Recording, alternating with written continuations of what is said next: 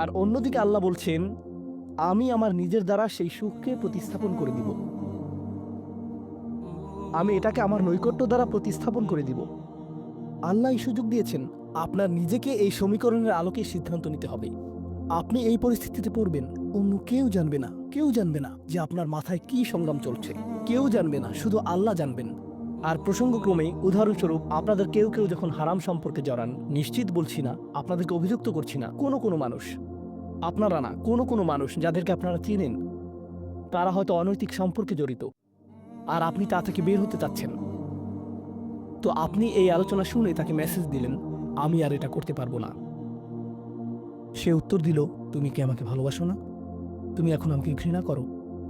তুমি কি মনে করো যে আমি তোমার জাহান্নামে যাবার কারণ? আমি কি এতটাই খারাপ? এখন আপনি বলছেন, না তুমি অতটা খারাপ না, না আমি তোমাকে ভালোবাসি, তুমি মোটেই খারাপ না, তুমি অনেক ভালো। ঠিক আছে, যদি আমার সাথে সম্পর্ক সমাপ্ত করতে চাও, আজকে রাতে আমার সাথে দেখা করো, আর আমার মুখের সামনে এটা শেষ করো। না, এটা আমি করতে পারবো না।